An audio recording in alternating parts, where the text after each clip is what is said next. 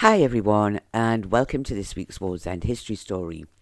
This week I am covering a brief little history about Wallsend in general, including a few little snippets about Willington Quay and Howdon. I hope you will find it interesting. Wallsend, as I am sure most of you will know, got its name from the fact that it is at the end of the Roman wall. Now, many people have often said if we are called Wallsend because we are at the end of the wall, then why is the start not known as Wall Start? It's probably a pretty reasonable question to ask, but I guess it's perhaps because Wallsend is okay, whereas Wall Start sounds a little bit silly. Back in the past, Wallsend was often seen in old maps, in old newspapers and books as two words, as you can see possibly from this little section of an old map. When did it change to be an all one word? Well, that's something I have no idea about, but it's possible that it may have simply been an error in spelling at some point, which was then adopted as a better way to spell the name. Somewhat in the same way that Howdon on old maps was often shown with an E rather than an O on the Don part, which also changed in more recent years and may have changed for the same reason. But perhaps with Howdon it was also to distinguish from the Howdon on the south side of the river, which is spelt with an E. Now, some of you may also remember that the Howdon Park sign was once spelt with an E, which was later changed to an O. And if you look carefully now, you can still see where it was altered. The Roman part of Wallsend is a story I would love to cover, but I feel it would be quite a complicated story as there's so much to it that I have kind of avoided it, only including little snippets here and there in other videos and a very short video covering very little about it. But maybe one day I will have the time to research it completely. The fort itself is now mostly visible, and the area is now where Segedunum Roman Fort and Museum stands. Now, I say that it's mostly visible because you will find that some of it on the other side of Buddle Street from where the actual museum is just simply an outline on the road. And if you have never been to Segedunum Museum, well, it really is well worth a visit. Many people will know of the streets such as Leslie Street, Jones Street, etc., and most of you will know that they were all built on the site of the Roman fort. Back before they were built, it had been hoped to keep the Roman ruins for the people of Wallsend to view, with several suggestions as to how the land could be used. William Boyd, for example, liked the idea of it becoming a public park. However, like many places in the UK, Wallsend was beginning to grow, and there was a huge need for housing for people coming to the area to live and work. And probably because of their close proximity to the shipyards, it was probably thought as a good area for shipyard workers to live. And in the end, the money couldn't be raised to save the land, and the land was sold for housing. And rumour has it that some of the Roman remains were even used as the foundations for the new houses and flats. Moving on to Wallsend in more recent times, although still not that recent, originally Wallsend was just a small little village, mostly concentrated in the area we know as the Green. You had Wallsend Hall and several other large houses, and it was where you would probably find the more wealthy of the town living. And here you would find the likes of Robert Richardson Dees, and also for a time the vicar of St. Luke's Church. And Wallsend was also once home to several farms, large farms as well, and other well-known houses such as Carville Hall.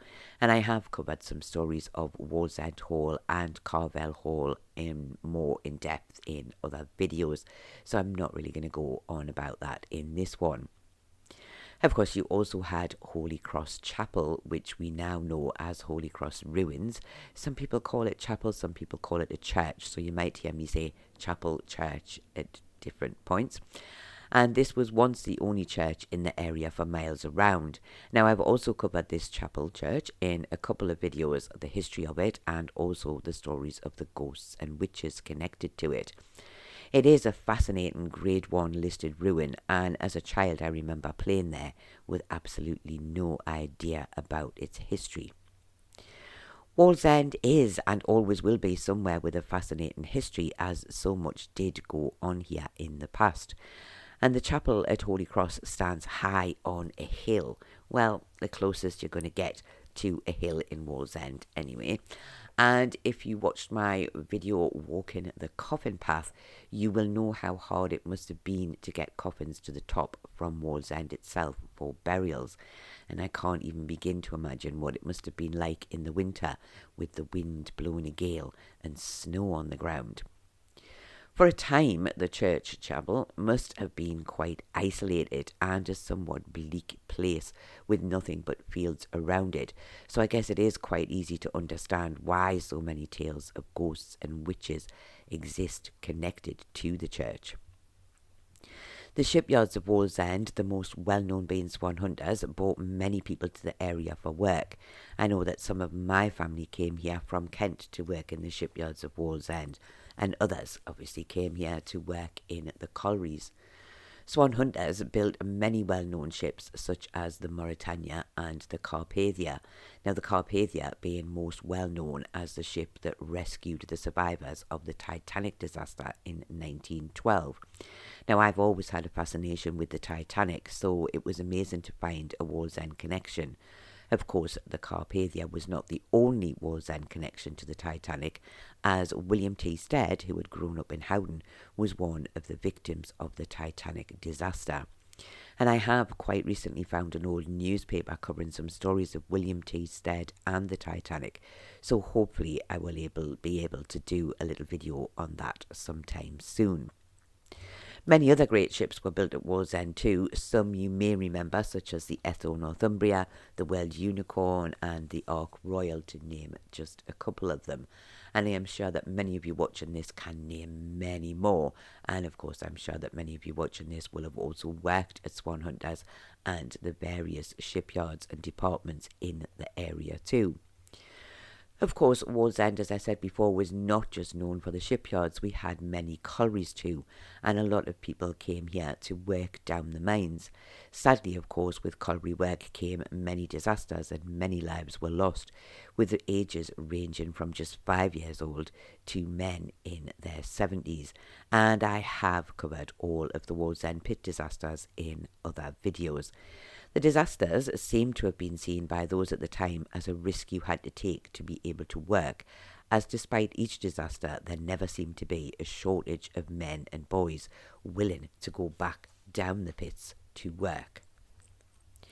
Willington Quay was a place known as the birthplace of Robert Stephenson in 1803. Both he and his father were known for their work on railways, and Robert was well known for Stephenson's rocket, something which has always reminded me of a giant water heater tank with a chimney on top. The rocket was on display at the Discovery Museum in 2018 and I did go to see it. It wasn't something that you could get close to or actually touch, which was sad for me, as I do kind of like to touch the old items. It makes me feel a little bit closer to history, if that makes any sense to anybody. Anyway, the two photos that you have seen on screen at the moment were two that I took at the time I went to visit it. And as said, they're not the best, as it was difficult to get a good photo of it, although I'm quite sure that other people probably took much better pictures than me. Willington Quay was also known for Haggie's rope works, and many people of Wallsend worked there, including my gran and granddad on my dad's side. Haggie's was another job that could be quite dangerous at times, but in terms of disasters, it ranks quite low on the scale, thankfully. Haggie's rope walk was demolished many years ago, and if you walk down the area now where it once stood, it's hard to imagine how it used to look. Willington Mill, which was all part of the ropeworks, is still there, but these days it is just used as offices.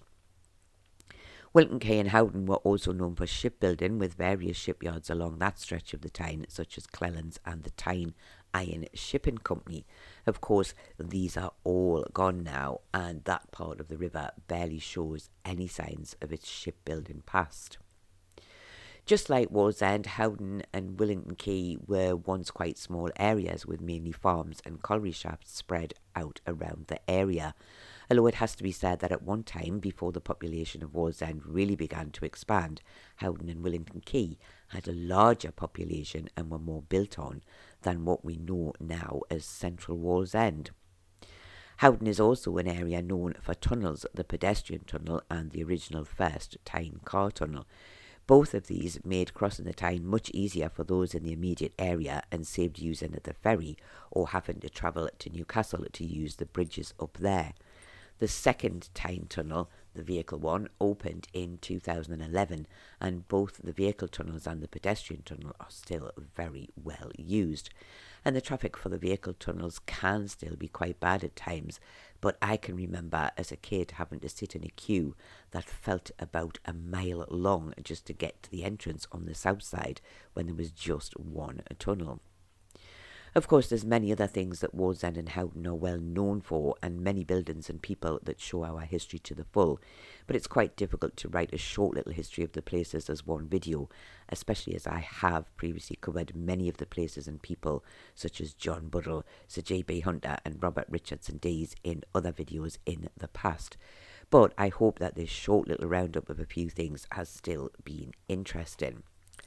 Now I'm going to end this little video with a little outdoor recording from around the farm at the rising sun.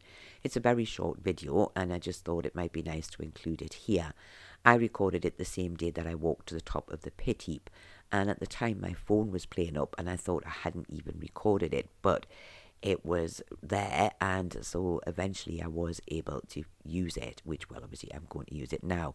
Also at the same time I thought I had lost the entire walk to the top of the pit heap, and I don't think I'd have had the energy to walk up there again after that first time. Anyway, I will be playing that at the end of this video. So I do hope that you have found this potted little history of a few things that are Wallsend related interesting, and I do hope that you have enjoyed it too. And although I am actually going to sign off here of the voiceover part, the little outdoor video is still to come.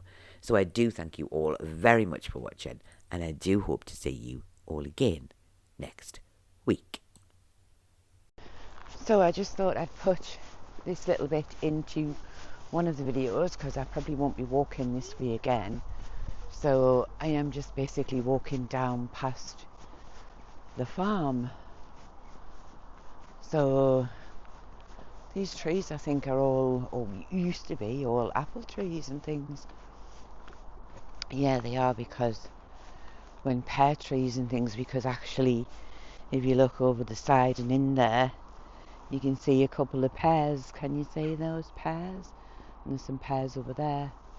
So I think it's just obviously that they've come to the end of the season. Well, that's not true, because there's a tree there with lots of pears on it. Can't see a partridge. So I'm just gonna up, and there's another pear tree there as well.